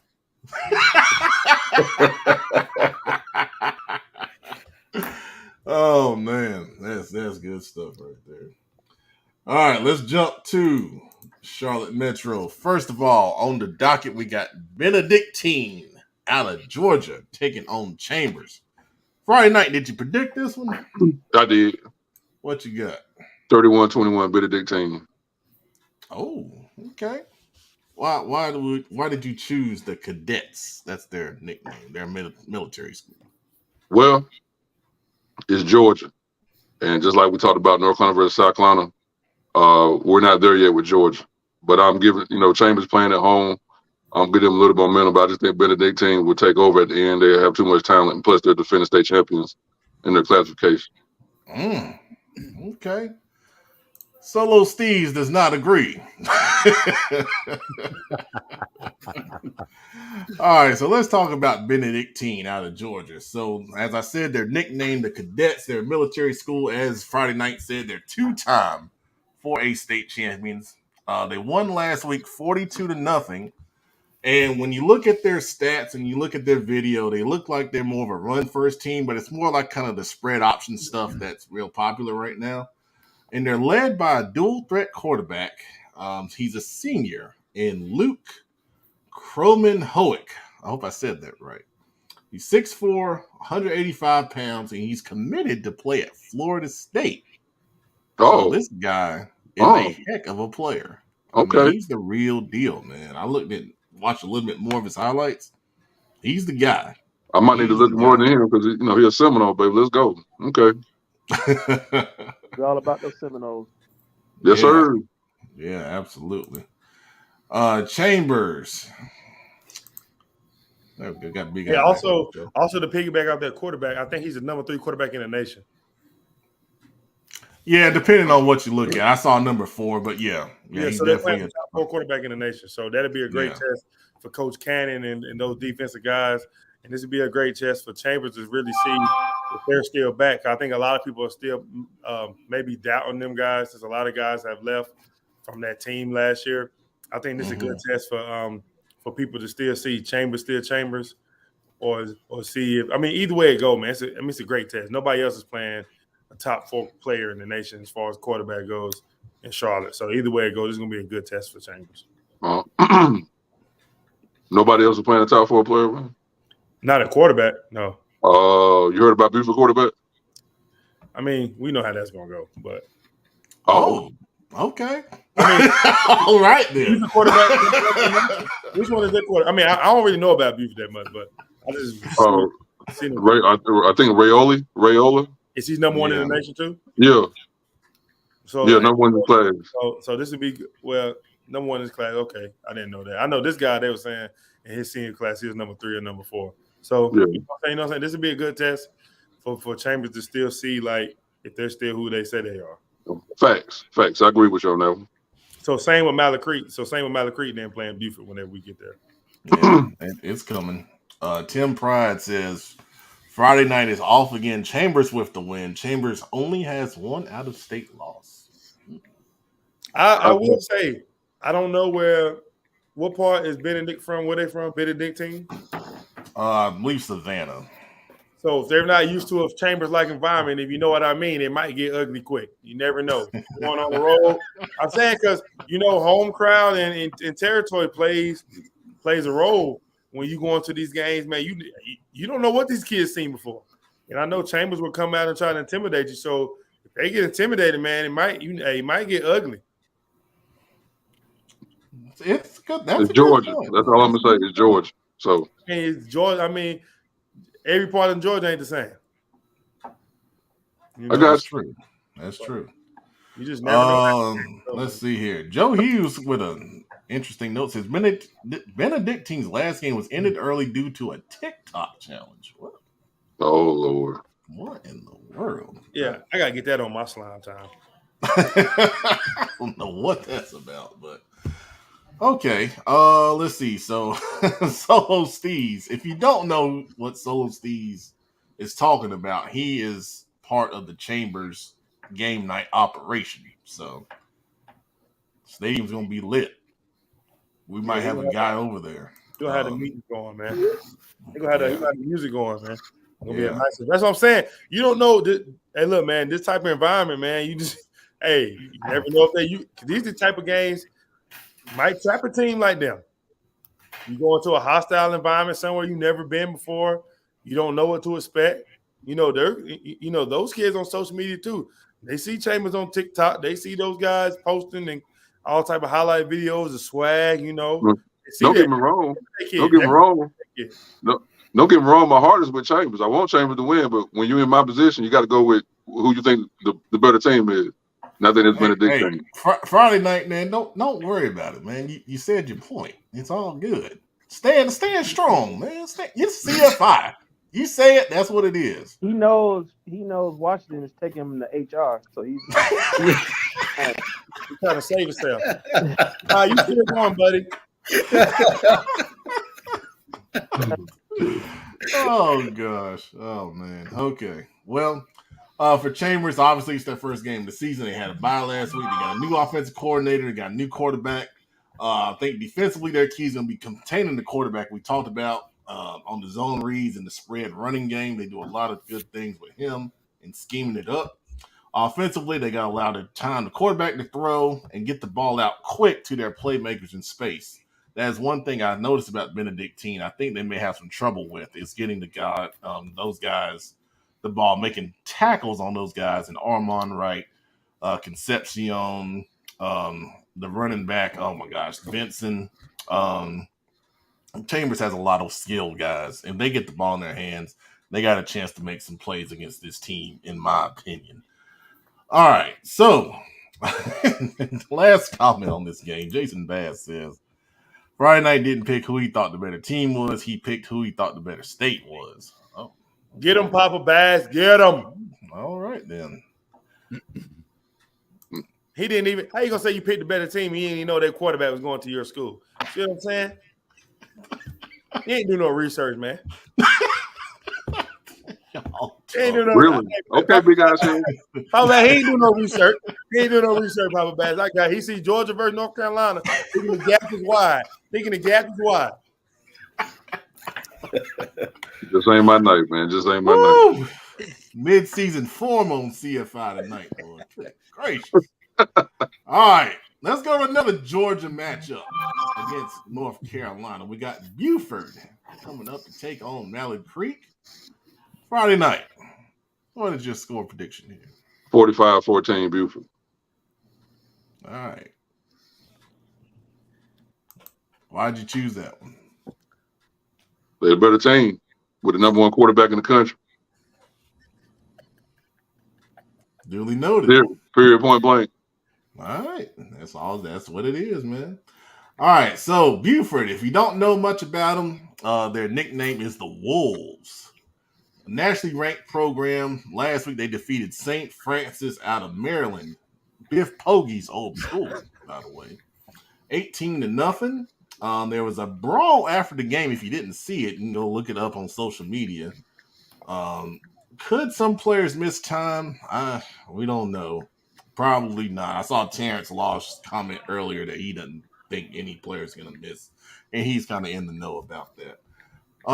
They got a ton of notable players, as we talked about, including the quarterback, Dylan Raiola, a 6'3", 220-pound prospect committed to Georgia. And then Mallard Creek, of course, they're coming off the big win over Independence. When you look at this week, I think you got to break it down to the simplest terms. It's one play at a time and doing what you're coached to do. And you can't let big plays happen over the top. Make Buford earn it. Protect the football. And remember last year, they went down to Buford and they lost, in a big way. But you got to remember that and kind of let that fuel your focus and preparation coming into this week. Other thoughts on Buford and Mallard Creek? I think, man, I seen Buford on tape, man. They have guys everywhere. They have, if you want to watch a team play football the right way, man, Buford, man, they have guys everywhere, man. And I think it's just one of those where, I think it's good for Mallard Creek to still be in these games, getting this type of exposure.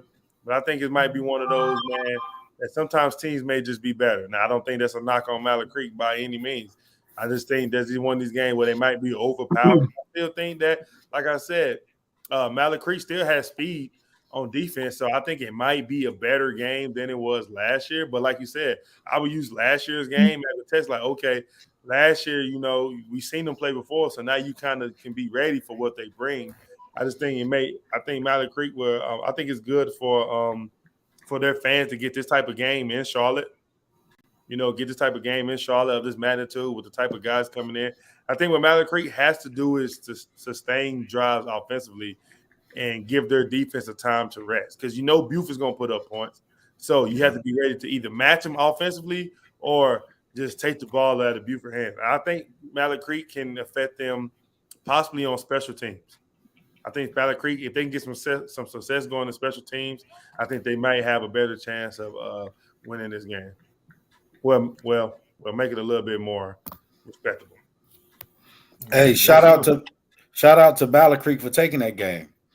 I think teams like Providence Day should be taking games like that. Shout out to them. Yeah, and this back-to-back, so for them to get them to come down there this year, obviously with the quarterback, number one in the nation in his class, all those guys, that'd be good, man. Hey, and you never know. Like I think Buford is used to this, but you never know with travel things like that, man, can throw people off. I know as a coach, I know Coach Washington can attest to that. Well, you can't do your normal routine on the road, man. It throws a lot of things off. Yeah, I'm making their process hectic. I'm gonna give Chambers the same credit. Yeah, producer, what were you saying? I was just saying I'm giving Chambers the same credit, for being willing to schedule a powerhouse team rather than just seek out someone that they're just probably gonna just dominate on week one. So not only are you seeking out a powerhouse or agreeing to schedule a powerhouse, you're literally starting out with one. So you know what they say. Want to beat a man, you got to beat the man. So, shout out to them for willing to schedule a team like that. Absolutely. A couple comments here. So Steve saying Malik Creek controls time of the possession. They can keep it close. I'd frustrate them to death. I mean, hey, that's a sound strategy. It worked for Charlotte Catholic last year against Providence Day. I could see something similar to that. James Smoot coming on. Love Creek for taking this game. They'll be better for it, but Buford is loaded. Yeah, I mean you can't hide it. You can't hide it. They're loaded, but still football, man. Football is football, and one play at a time. That's really how you got to look at it here. All right, now to more local games. Huff at Myers Park. Huff last week lost 27-9 to Burns out of South Carolina. I think they got to get the offense going with Trey Blakeney at quarterback. They had some success when they went tempo to get into a rhythm. And in Myers Park, they lost a wild game, 40-37 to Charlotte Christian. I think they got to tighten up special teams, man. They allowed a kickoff return and a punt return to the same young man from Christian that really flipped the momentum in the game. I think they got to get the run game going early. They had some real good success throwing the football, but it's going to be really, really tough to replicate that against Huff's talented secondary. So, any thoughts on this one? I picked Huff. What was your score? 35-17. Okay. 35-17. All right, Emil's got some thoughts on this one? Yeah, I think Huff played a really tough team in week one, and that's going to motivate them. They're going to be looking to bounce back. Yeah, I think, no disrespect to Myers Park, but, I see Huff being really motivated to come out and just shake off that week one loss. Yeah, Huff's about to make a statement in that game. All right, good stuff. All right, we're going to go to the King of Cabarrus County next. We got a big matchup with Northwest Cabarrus taking on A.L. Brown. Last week, Northwest Cabarrus defeated West Cabarrus 21-0, where the engine was in attendance. And then A.L. Brown defeated West Rowan 38-27. So the King gets a solo box. Go for it. Pepper, we talked about this a little bit earlier. Northwest Cabarrus 21-0. Alex Walker, 4-year starter. Ray J. Waters, one of the top running backs around. But what was really impressive to me about Northwest Cabarrus is I knew that their offensive line was pretty good. I wasn't quite sure that they were as good as what they showed. They were big. They were just road. I don't even know what I'm looking for. Hog mollies. They were big.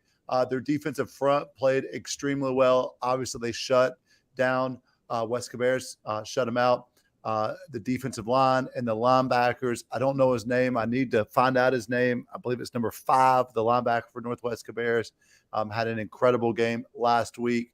And then this week they're going up against a much tougher offense. And A.L. Brown, you've got C.J. Gray at quarterback. You've got Derek Brazil. You've got Gerard Evans. You have Xavier Chambers.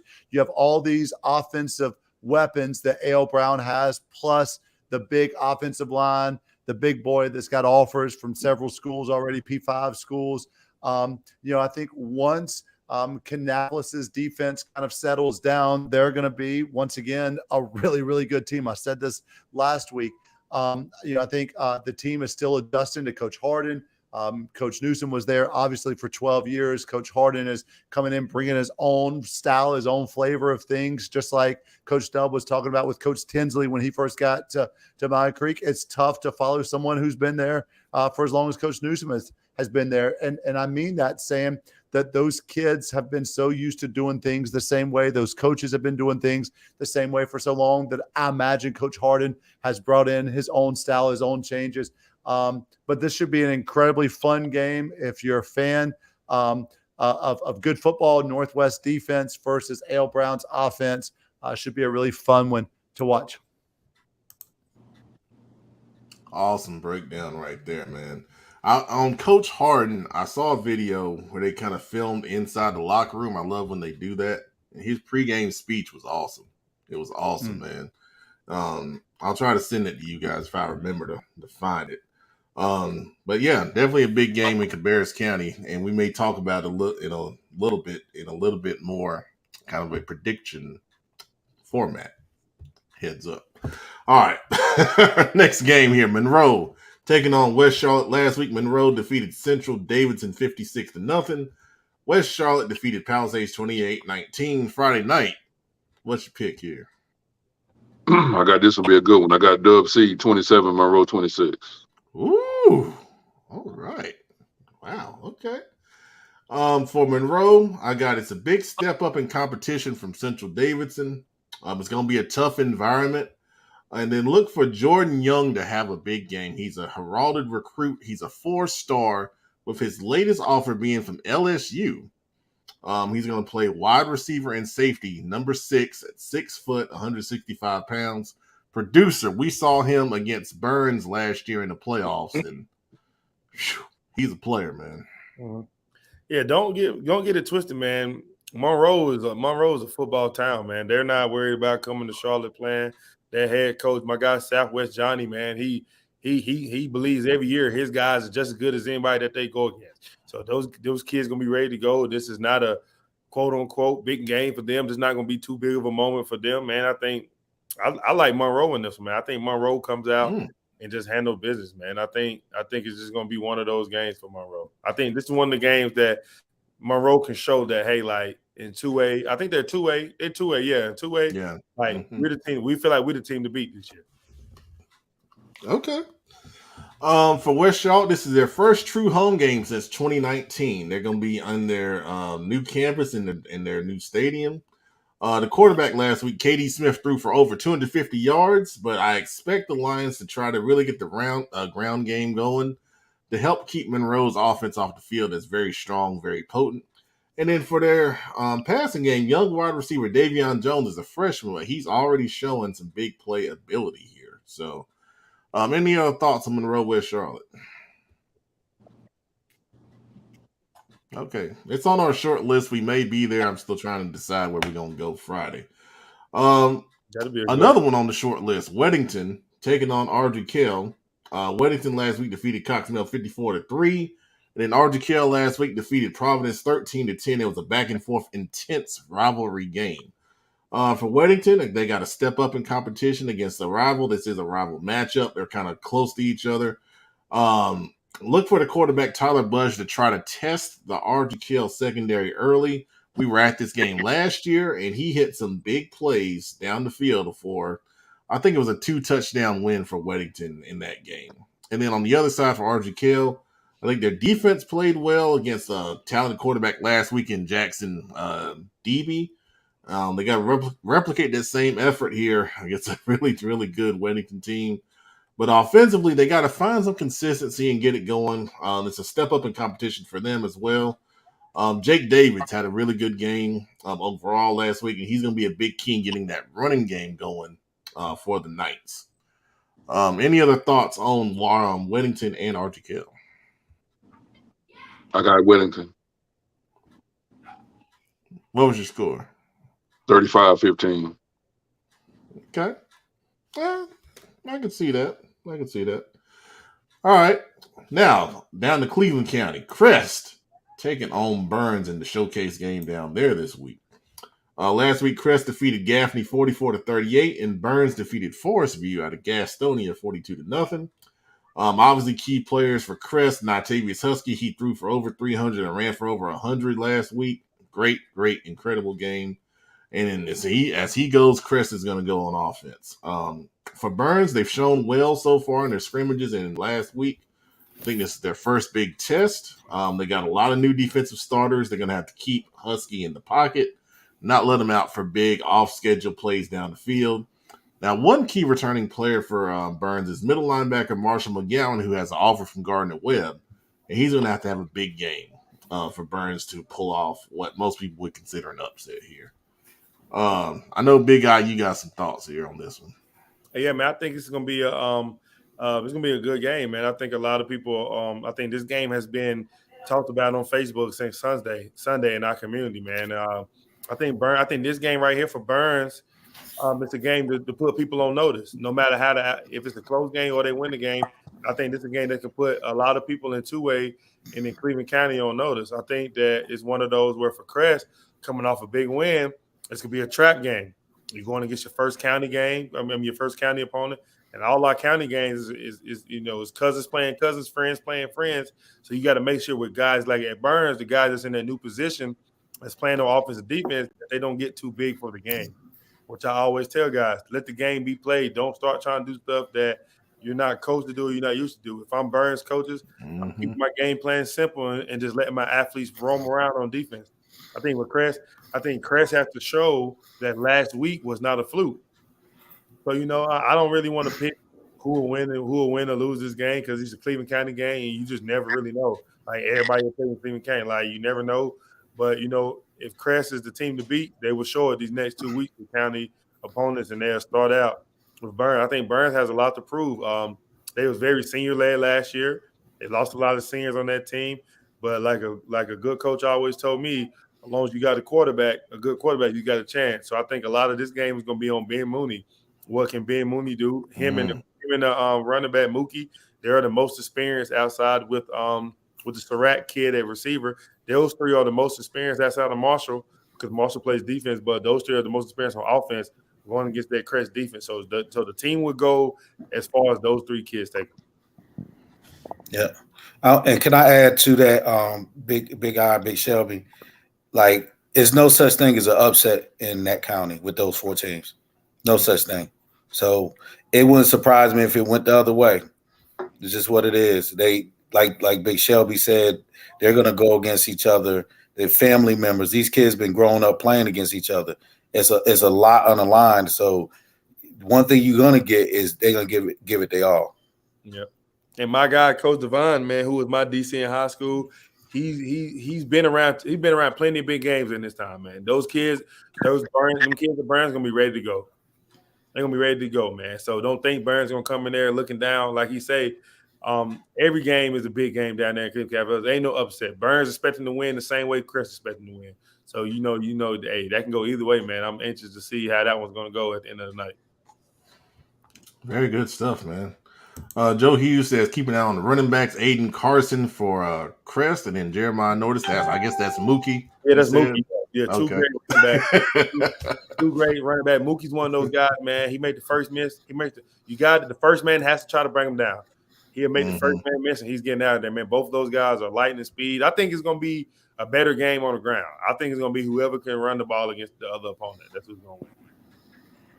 Tim Pride with a good comment says Chris has to make sure they're not hung over from last week's big win. Yep, and I can attest to that. Crest expected to win that game. That wasn't no upset for Crest. Crest wanted that game for a reason. They feel like they can compete. Like I said, where we come from, like you said, man, no game is out of our reach in Cleveland County, man. They want games like that. They expected to be in games like that. And that coaching staff, those kids gonna be ready to go because they're hearing the same things. Is it a fluke or is it not? So those kids at Crest and those coaches, they're gonna have those kids ready to go because their next 2 weeks is gonna really show what type of team they are. And like I said, I think both coaching staff gonna have these kids ready to go. So like I agree with Coach Washington, man. It can go either way. Man, if Burns went so far, I would consider going to this game. I want to get home before 2 in the morning. Man, it's probably it is far from where y'all stay. It is. Joe Hughes, you mentioned Ben Mooney. That's a good call. Says Mooney is 94 yards from reaching 6,000 passing yards for his career. Be the sixth player in county history to accomplish the feat. So, good stuff right there, man. And shout out to Ben and Marshall, man. They also won a state championship for Burns baseball. Yeah. Yeah. You know, those kids been in big games at Burns, man. So, like I said, this game ain't gonna be no bigger than any game that they played in their years there. So it's gonna be a good game. It's great, good Cleveland County action week 2, man. Good action. The first 2 weeks. And Big Shelby, you got another thing to mention, Trey Harbison. Yeah, Coach Harbison. Yeah, this is gonna be Coach Harbison's first time coaching against his alma mater, man. So I'm sure them backers are gonna be not backers, excuse me. Those running backs gonna be ready to go, man. They got a roster over there. They got guys full of running backs. Shout out to Trey. He had an article wrote up about him about how his leadership, coaching with having Mookie there now. So you know that's gonna be a good game, man. It's a lot of names in that game. All right, great stuff. Way to break it down, guys. In the interest of time, we're going to jump past the last 2 games that we had here. Christian and Catawba Ridge and Hickory Ridge at Independence. Sorry, Webb. It's fine. Prediction time. Let's go, man. Let's go. I'll take that. That's What? Week 1, baby. That's a good week 1, man. 3-3. Hey. Great week for Pep, man. Rick, glory. Rick. Being undefeated. I just love to thank Popeye's Ghost Pepper Wings for giving me the focus. Picking a great week of games. On your powerful wings, huh? Hey, It's like a Mario star. Do we have the do we know who won last year overall? I don't know. I don't remember. I think it was me. Nah. It wasn't. I don't know. Hey, yes, it was. I know it wasn't you. Yes, it was. I think I finished first, bro. Because Ken was going back and forth, so I started picking his teams. Exactly right. Thank you for admitting that. I don't know. I go with Kenneth, man. And Pep knows I'm always going to pick Cabarrus County. That's where Pep gets me. All right, week 2 predictions coming down the line. Reagan at Mooresville, producer. Give me Mooresville. Big Eye. Give me Mooresville. Engine. Cal may not, but I love you, Mooresville.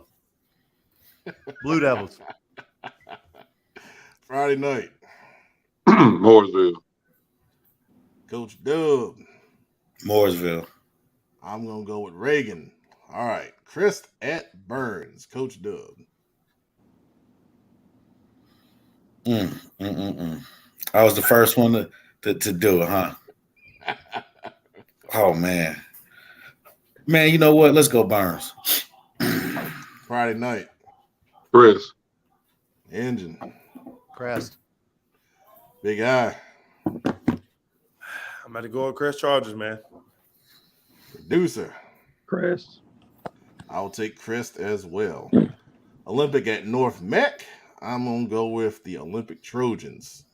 Friday night. Olympic. Shout out to Coach Hart.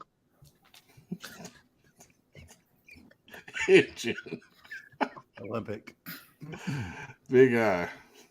I'm going to go with Olympic here. Shout out to my guy, Coach Bowden, down there making the transition to Charlotte football, man. This is not a shout-out segment. Oh, I got to get it in once a year because get it in once. Producer. Olympic. That's what she said. Coach Pep at the dark, baby. I'm sorry, Coach Doug. Man. Oh man! So I got Olympic and Pep. I am gonna give a shout out to the AD Stephanie Wilkinson. Shout out to Steph. Concord and Pleasant. Big Eye. I'm gonna go with Concord, man. Shout out to my guy Darren Shepard, man, Coach Shepard.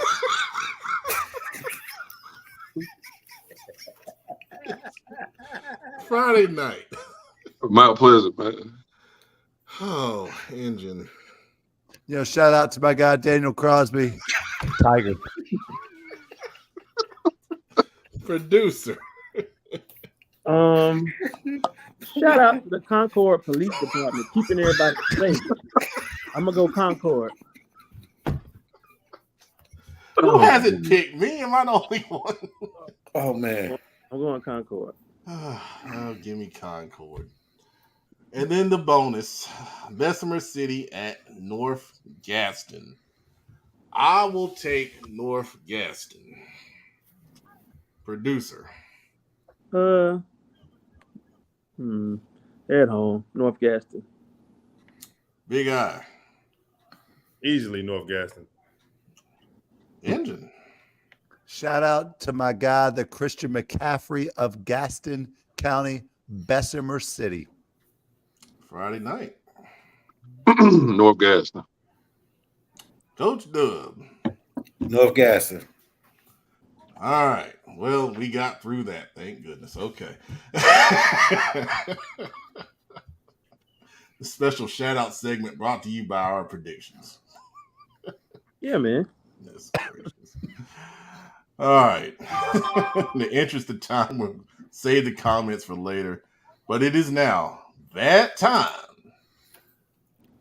to slime with your favorite host, not me. You know, Nikisha, I was going to shout somebody else out on that staff, but people who know me have understood why I shouted them out.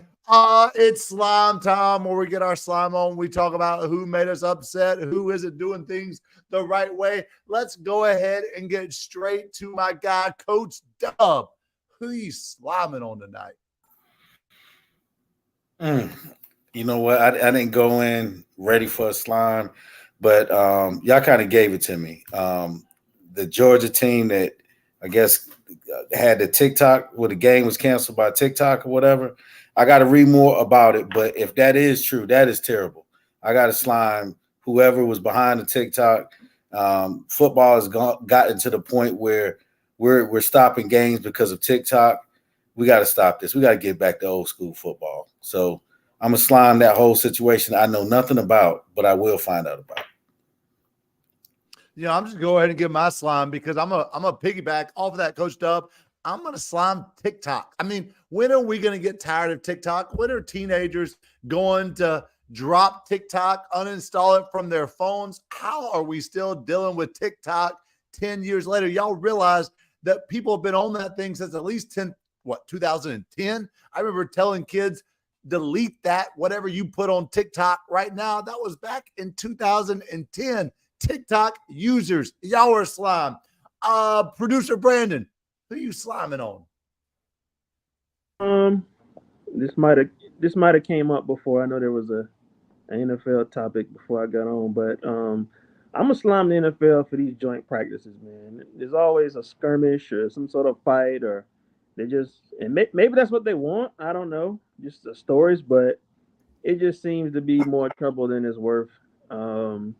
So it's always all you hear about is fight. I think Philly got into one lately. It's just all these fights, man. So I think the negative stories that come from them outweighs the benefits. So I'm sliming NFL. I don't see the upside of these joint practices, man.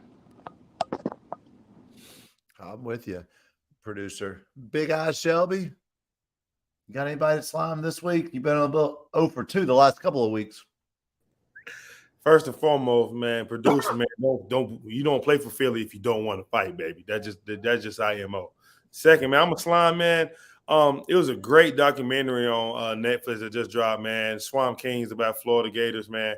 I just want to say, I just want to slime it because I hate the way that they just made Chris Leak seem like he just wasn't the guy while he was at Florida. Man, I understand Tim Tebow was next up, but they just made it seem like Chris Leak wasn't the starting quarterback the whole year they went to the national championship, man.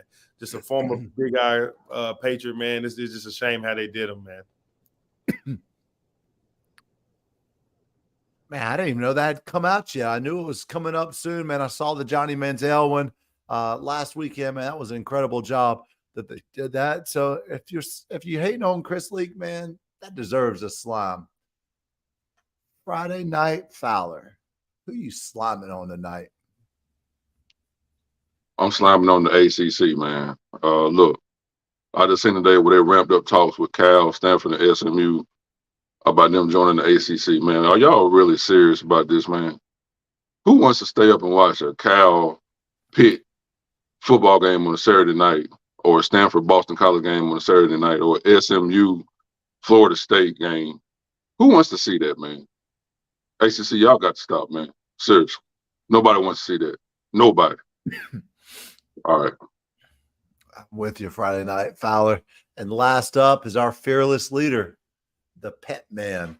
Who are you sliming on tonight? I'm going to tell you right now, see if I will never have a TikTok. I think it's the stupidest thing ever. But my slime is about, I'm on social media because I'm putting our pictures up. I'm putting our videos up, from the games that we cover and everything.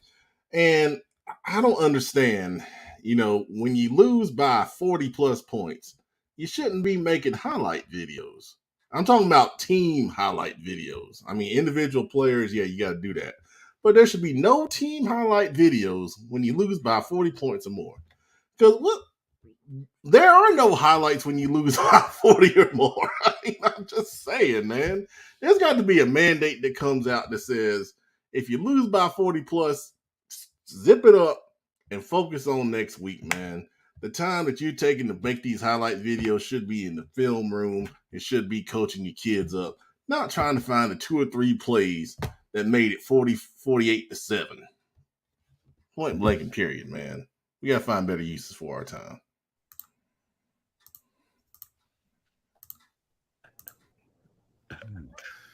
Oh, man. That's all. I'm just saying, man. I'm just saying. All right. Good night, everybody. Anybody gonna say nothing? Man, I had a phone. I had it on mute. Tim Pride, this is a good question. What games will we be at? Well, I know 2 guys of where they're going to be at. Well, actually 3.